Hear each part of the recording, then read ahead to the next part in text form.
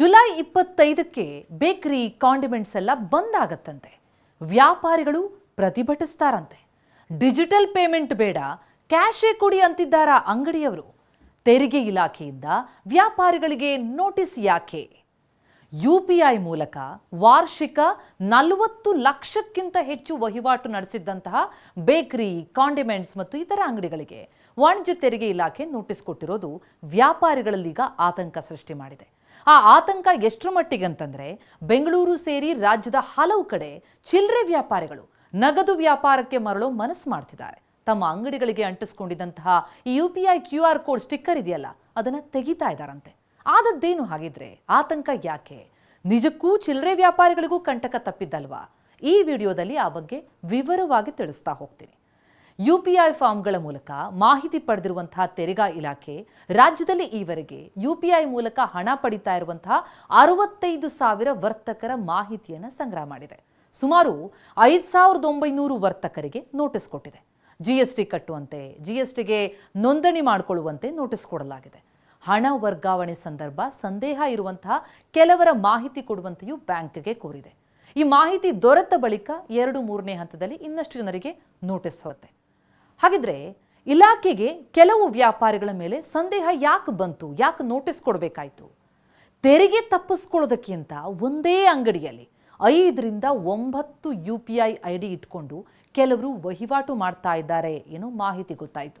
ಅಷ್ಟೇ ಅಲ್ಲ, ಒಂದೇ ವಿಳಾಸದಲ್ಲಿ ನೋಂದಣಿಯಾದಂತಹ ಹಲವು ಪ್ಯಾನ್ ಕಾರ್ಡ್ಗಳು ಸಿಕ್ಕಿದ್ದು, ಅವುಗಳಿಗೆ ಲಿಂಕ್ ಆದಂತಹ ಬ್ಯಾಂಕ್ಗಳಿಗೆ ನಿರಂತರವಾಗಿ ಹಣ ವರ್ಗಾವಣೆಯಾಗಿದೆ.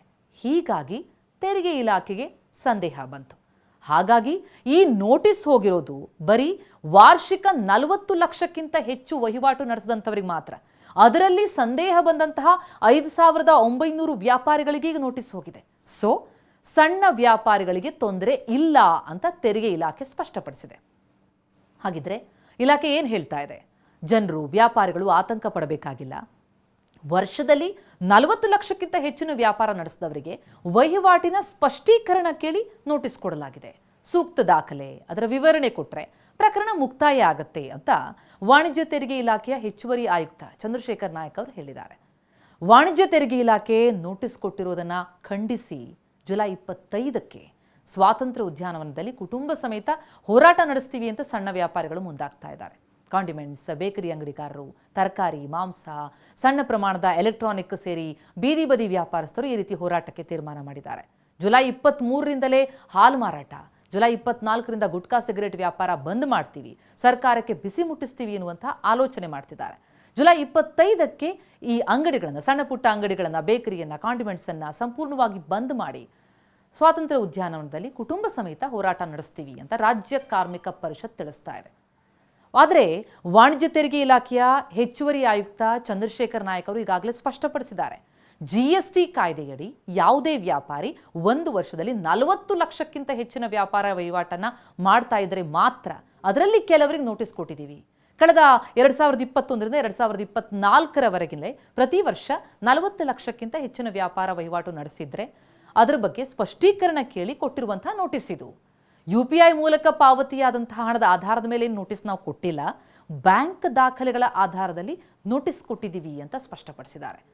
ಯಾವ ವ್ಯಾಪಾರ ವಹಿವಾಟಿನಿಂದ ಪ್ರತಿ ವರ್ಷ 40 ಲಕ್ಷ ರೂಪಾಯಿ ವಹಿವಾಟನ್ನು ಇವರು ನಡೆಸಿದ್ದಾರೆ ಅದರ ಬಗ್ಗೆ ಸ್ಪಷ್ಟೀಕರಣ ಬೇಕು. ವ್ಯಾಪಾರ ಮಾಡಿ ಸರಕು GST ಅಡಿ ಬಾರದಿದ್ರೆ ಅದಕ್ಕೆ ಸೂಕ್ತ ವಿವರಣೆ ಕೊಡಬೇಕು. ಒಂದು ವೇಳೆ GST ಅಡಿ ಬಂದರೆ ವಾಣಿಜ್ಯ ತೆರಿಗೆ ಇಲಾಖೆ ಪ್ರಕರಣವನ್ನು ಮುಕ್ತಾಯಗೊಳಿಸುತ್ತೆ ಅಂತ ಅವರು ತಿಳಿಸಿದ್ದಾರೆ. ಹೂವು, ಹಣ್ಣು, ಹಾಲು ಸೇರಿದಂತೆ ಮೊದಲಾದವು GSTಯಿಂದ ಹೊರಗಿವೆ. ಅಂತಹ ವ್ಯಾಪಾರಿಗಳು ಸ್ಪಷ್ಟೀಕರಣ ಕೊಡಬಹುದು. ಸರಕು ಖರೀದಿ ವೇಳೆ ಏನಾದರೂ GST ಪಾವತಿ ಮಾಡಿದರೆ ಮಾರಾಟದಲ್ಲಿ GSTಯನ್ನು ಪಾವತಿಸಬೇಕಾದಂತಹ ಅವಶ್ಯಕತೆ ಇರೋದಿಲ್ಲ. ಅದಕ್ಕೆ ಪೂರಕ ದಾಖಲೆಗಳನ್ನು ವಾಣಿಜ್ಯ ತೆರಿಗೆ ಇಲಾಖೆಗೆ ಒದಗಿಸಬೇಕು ಅನ್ನೋದು ಅವರ ಸ್ಪಷ್ಟನೆ. ಆದರೆ ಈ ನೋಟಿಸ್ ತಂದಂತಹ ಆತಂಕ ಹೇಗಿದೆ ಅಂತಂದರೆ, ವಾರ್ಷಿಕ 40 ಲಕ್ಷಕ್ಕಿಂತ ಹೆಚ್ಚು ವಹಿವಾಟು ಮಾಡಿದವರಿಗೆ ಮಾತ್ರ ತೆರಿಗೆ ಇಲಾಖೆ ನೋಟಿಸ್ ಕೊಟ್ಟಿದೆ ನಿಜ. ಆದರೆ ಸಣ್ಣ ಮಟ್ಟದ ವರ್ತಕರು ಕೂಡ ಆತಂಕಕ್ಕೊಳಗಾಗಿದ್ದಾರೆ. ಅದರಲ್ಲೂ ಬೆಂಗಳೂರಿನಲ್ಲಿ ಸಣ್ಣ ಮಟ್ಟದ ಬೀದಿ ವ್ಯಾಪಾರಿಗಳು ತಮ್ಮ ಅಂಗಡಿ ಮುಂದೆ UPI ಸ್ಟಿಕ್ಕರ್ ಅಂಟಿಸ್ಕೊಂಡಿದ್ರಲ್ಲ, ನಿಂಬೆಹಣ್ಣು, ಚಾಕ್ಲೇಟ್ ಖರೀದಿ ಮಾಡಿದರೆ ಗ್ರಾಹಕರೇನು 10-20 ರೂಪಾಯಿ ಪೇಮೆಂಟ್ ಕೊಡ್ತಾ ಇದ್ರು. UPI ಡಿಜಿಟಲ್ ಪೇಮೆಂಟೇ ಬೇಡ, ಅದರಿಂದ ಚಿಲ್ಲರೆ ಸಮಸ್ಯೆ ನಮಗೆ ನಿವಾರಣೆ ಆಗ್ತಾ ಇತ್ತು. ಆದರೆ ಈಗ ನೋಟಿಸ್ ಕೊಡ್ತಿದ್ದಾರಂತೆ. ಅಲ್ಪ ಆದಾಯದಲ್ಲಿ ನಾವು ಜೀವನ ನಡೆಸಬೇಕು, ಇನ್ನು ಮುಂದೆ UPI ಪಾವತಿನೇ ನಾವು ಸ್ವೀಕಾರ ಮಾಡಲ್ಲ ಅಂತ ವರ್ತಕರು ಕೆಲವರು ಹೇಳ್ಕೊಂಡು ತಿರುಗ್ತಾ ಇದ್ರು.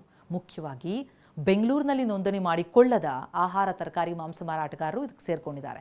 ಸಾವಿರಾರು ಸಣ್ಣ ವ್ಯಾಪಾರಿ ಇದ್ದಾರೆ, ಅವರಲ್ಲಿ ರಸ್ತೆ ಬದಿ ವ್ಯಾಪಾರಿಗಳಿದ್ದಾರೆ, ಸಣ್ಣ ಪ್ರಮಾಣದ ವ್ಯಾಪಾರಿಗಳು. ಈ ನೋಟಿಸ್ ತೆರಿಗೆ ಪಾವತಿಸುವಂತ ಸೂಚಿಸ್ತಾ ಇದೆ. ಹಾಗಾಗಿ ನಮಗೆ ನೋಟಿಸ್ ಪಡ್ಕೊಳ್ಳೋದಕ್ಕೆ ಇಷ್ಟ ಇಲ್ಲ. ಈಗ ಬರ್ತಾ ಇರುವಂತಹ ಈ ವ್ಯಾಪಾರಿಗಳು ಡಿಜಿಟಲ್ ವ್ಯಾಪ್ತಿಯಿಂದ ನಾವು ಅಂತರ ಕಾಯ್ದುಕೊಳ್ತೀವಿ ಅಂತ ಹೇಳ್ತಿದ್ದಾರೆ ಅಂತ ವರ್ತಕರ ಸಂಘಟನೆ ತಿಳಿಸ್ತಾ ಇದೆ. ನೀಡಿರುವಂತಹ ನೋಟಿಸ್ನಲ್ಲಿ 3-4 ವರ್ಷ ಸುಮ್ಮನಿದ್ದಂತಹ ಇಲಾಖೆ ಈಗ ನೋಟಿಸ್ ಕೊಟ್ಟು 3 ದಿನದಲ್ಲಿ ಉತ್ತರಿಸಿ ಅಂತ ಹೇಳ್ತಾ ಇರುವಂಥದ್ದು ನಮಗೆ ಭೀತಿ ಸೃಷ್ಟಿ ಮಾಡಿದೆ. ಇಲಾಖೆ ಮೊದಲೇ ಮಾಹಿತಿ ಕೊಟ್ಟು ತಿಳುವಳಿಕೆ ಕೊಟ್ಟು ನೋಟಿಸ್ ಕೊಡಬೇಕಾಗಿತ್ತು ಅನ್ನೋದು ಈ ವ್ಯಾಪಾರಿಗಳ ವಾದ. ಬಟ್ ಆತಂಕ ಬೇಡ ಬೇಡ ಅಂತ ತೆರಿಗೆ ಇಲಾಖೆ ಅಧಿಕಾರಿಗಳು ಹೇಳ್ತಿದ್ದಾರೆ. ಜೊತೆಗೆ UPI ಬಂದ್ ಮಾಡೋದು ಈ ಸಮಸ್ಯೆಗೆ ಪರಿಹಾರ ಅಲ್ಲ. ಸಾರ್ವಜನಿಕರು ಹಣ ಪಾವತಿ ಮಾಡೋದಕ್ಕೆ ಈ UPI ಅನ್ನೋದು ಬಹಳ ಸುಲಭ ಸರಳ ವಿಧಾನ ಅಂತೇಳಿ ಜನ ಅರ್ಥಕೊಂಡಿದ್ದಾರೆ. ನಾವು ನೋಟಿಸ್ ಕೊಡ್ತಾ ಇರೋದು ಮುಂದಿನ ದಿನಗಳಲ್ಲಿ ಸರಿಯಾದ ತೆರಿಗೆ ಸಂಗ್ರಹಿಸುವಂಥ ಉದ್ದೇಶದಿಂದ ಅನ್ನೋದು ಇಲಾಖೆಯ ಸ್ಪಷ್ಟನೆ. ಜೊತೆಗೆ ಇದು ಸಣ್ಣ ವ್ಯಾಪಾರಿಗಳಿಗೆ ಯಾವುದೇ ತೊಡಕು ಅಲ್ಲ ಅನ್ನೋದು ಅವರ ಸ್ಪಷ್ಟನೆ. ಇಷ್ಟಾಗಿಯೂ ಹಾಗಿದ್ರೆ ಈಗೇನು ಕೆಲ ವ್ಯಾಪಾರಿಗಳು ಬಂದ್ಗೆ ಕರೆ ಕೊಡ್ತಿದ್ದಾರೆ, ಜುಲೈ 25ಕ್ಕೆ ಹಾಗಾದರೆ ಅಂಗಡಿಗಳು ಬಂದಾಗತ್ತಾ? ಅಥವಾ ಈ ವ್ಯಾಪಾರಿಗಳಿಗೆ ಅರಿವು ಮೂಡಿಸಿ ಅವರನ್ನು ವಿಶ್ವಾಸಕ್ಕೆ ಪಡೆಯುವಂತಹ ಪ್ರಯತ್ನ ಆಗತ್ತಾ? ಕಾದು ನೋಡಬೇಕು.